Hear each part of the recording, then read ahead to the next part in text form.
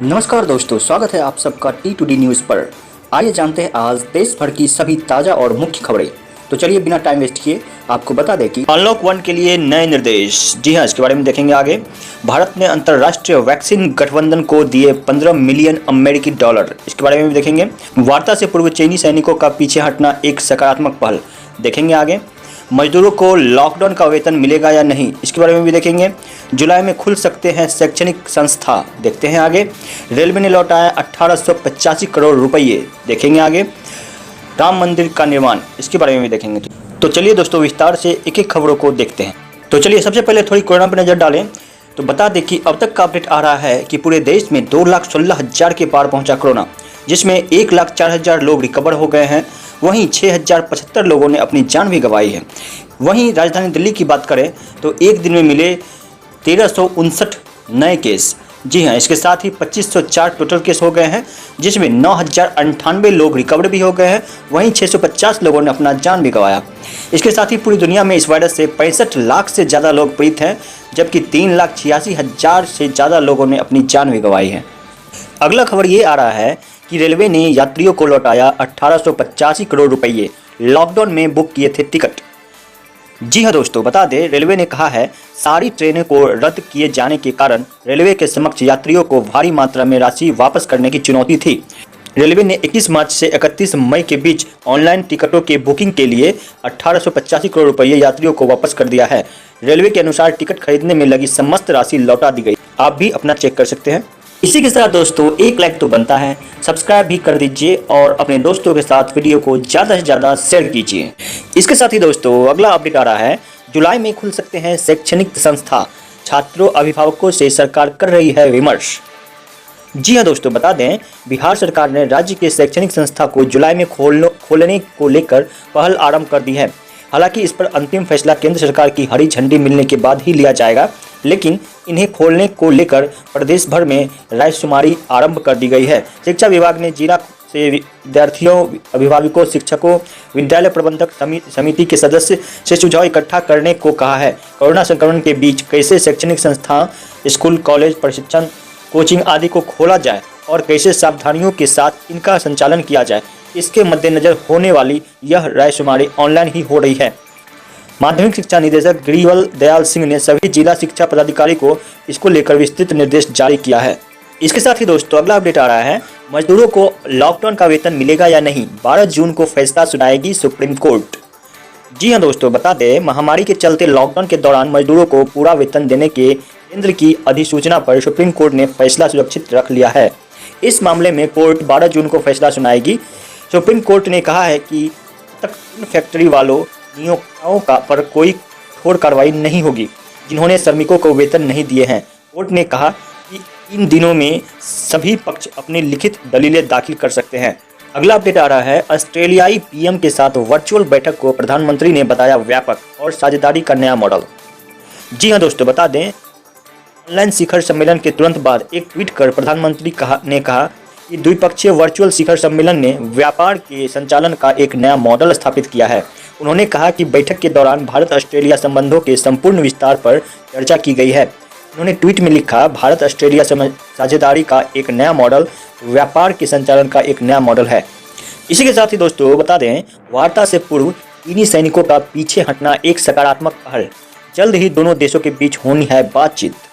जी हाँ दोस्तों, बता दें लद्दाख में वास्तविक नियंत्रण रेखा पर अतिक्रमण को लेकर जारी तनातनी के बीच चीनी सैनिकों के कुछ पीछे हटने को भारत शनिवार को इस गतिरोध पर होने जा रही अहम बैठक के ठीक पहले एक सकारात्मक पहल मान रहा है। उल्लेखनीय है लद्दाख में LAC चीन के अतिक्रमण के विवाद को सुलझाने के लिए शनिवार को दोनों देशों के बीच लेफ्टिनेंट जनरल स्तर के अधिकारियों के बीच बैठक होने वाली है। रक्षा सूत्रों की माने गतिरोध दूर करने के लिहाज से 6 जून की इस बैठक के लिए माहौल बेहतर बनाने की ज़्यादा जिम्मेवारी चीन की है। अगला अपडेट आ रहा है। फ्रांस के राष्ट्रपति मैक्रों ने पीएम मोदी को लिखी चिट्ठी, अम्फान से प्रभावित लोगों की करेंगे मदद। जी हाँ दोस्तों, बता दें फ्रांस के राष्ट्रपति इमैनुएल मैक्रों ने अम्फान तूफान में हुई तबाही को लेकर प्रधानमंत्री नरेंद्र मोदी को चिट्ठी लिखी है। मैक्रों ने प्रधानमंत्री नरेंद्र मोदी को पत्र लिखकर कहा कि उनका देश पश्चिम बंगाल और उड़ीसा में चक्रवात अम्फान से प्रभावित लोगों की मदद के लिए भारत की किसी भी तरह की सहायता करने को तैयार है। इसके साथ ही बता दें, भारत ने अंतर्राष्ट्रीय वैक्सीन गठबंधन को दिए 15 मिलियन अमेरिकी डॉलर। पीएम बोले, हमारा उद्देश्य मानवता की सेवा। जी हां दोस्तों, ब्रिटेन द्वारा आयोजित गुरुवार को कोरोना वैक्सीन शिखर सम्मेलन में प्रधानमंत्री नरेंद्र मोदी ने भारत की ओर से अंतर्राष्ट्रीय वैक्सीन गठबंधन गावी को 15 मिलियन अमेरिकी डॉलर की मदद दी है। वीडियो कॉन्फ्रेंसिंग द्वारा आयोजित शिखर सम्मेलन में ब्रिटिश प्रधानमंत्री बोरिस जॉनसन द्वारा दुनिया भर के राष्ट्रों से आग्रह किया गया था कि वे लाखों लोगों को बचाने और भविष्य में संक्रमण रोगों से दुनिया की रक्षा के लिए टीकाकरण के लिए वित्त पोषण करने का संकल्प लें। शिखर सम्मेलन को संबोधित करते हुए प्रधानमंत्री ने कहा कि गावी को हमारा समर्थन केवल वित्तीय नहीं है, भारत की भारी मांग टीकों की वैश्विक कीमत को कम करती है। इसके साथ ही दोस्तों बता दें, नए दिशा निर्देश, कंटेनमेंट जोन छोड़कर खुल सकेंगे धर्मस्थल, होटल, रेस्टोरेंट और मॉल। जी हाँ दोस्तों, बता दें, स्वास्थ्य मंत्रालय के निर्देशों के मुताबिक होटल और मॉल तो खुलेंगे, लेकिन 6 फीट की दूरी, चेहरे पर मास्क या फेस शील्ड लगाना अनिवार्य होगा। होटल आने वाले को आरोग्य सेतु ऐप साथ रखना होगा। केवल बिना लक्षण वाले लोगों को ही प्रवेश दिया जाएगा। मंत्रालय ने साथ ही संक्रमण के खतरे को देखते हुए 65 या उससे अधिक उम्र के बुजुर्ग, गर्भवती महिलाओं, 10 वर्ष से कम बच्चों और मधुमेह, किडनी या अन्य संबंधित बीमारियों से ग्रस्त रोगियों को घर में ही रहने की सलाह दी है। रेस्टोरेंट संचालकों को खाने की होम डिलीवरी घर के मुख्य द्वार तक ही करने को कहा गया है।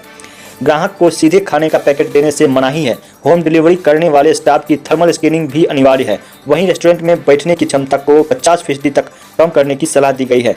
धार्मिक स्थानों पर भी बिना लक्षण वाले लोगों को प्रवेश दिया जाएगा। इसके साथ ही दोस्तों अगला अपडेट आ रहा है, अयोध्या में शुरू हो चुका है राम मंदिर निर्माण, बनेगा दिव्य और भव्य।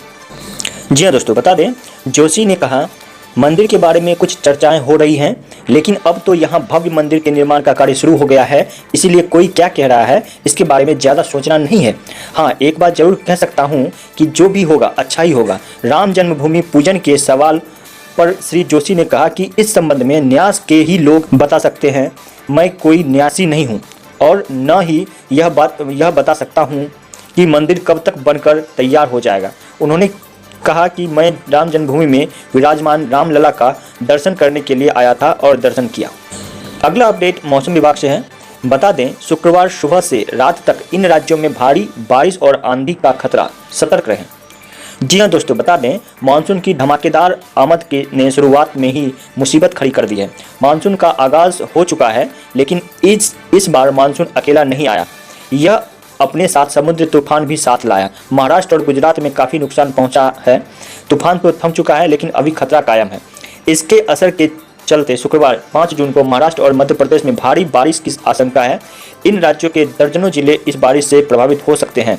इसके अलावा उत्तर भारत के भी कुछ राज्यों में भारी बारिश की संभावना है। अगले 24 घंटे में वेस्ट बंगाल, बिहार, झारखंड, छत्तीसगढ़, तेलंगाना, उत्तर प्रदेश, हरियाणा, पंजाब, नॉर्थ राजस्थान और दिल्ली में बारिश होने की संभावना है। चलिए दोस्तों, अब आज के सोने चांदी का भाव देखें तो बता दें, आज सोने के भाव में 800 रुपये की गिरावट देखने को मिली है। इसी के साथ आज 22 कैरेट सोना 45,100 रुपये प्रति 10 ग्राम हो गया है, जबकि 24 कैरेट 46,100 रुपये प्रति 10 ग्राम हुआ है। वहीं चांदी में आज 400 रुपये की गिरावट देखने को मिली। इसी के साथ चांदी 48,500 रुपये प्रति किलोग्राम हो गई है। तो आज के लिए इतना ही। कल फिर मिलेंगे नए और बड़ी खबरों के साथ। तब तक के लिए नमस्कार।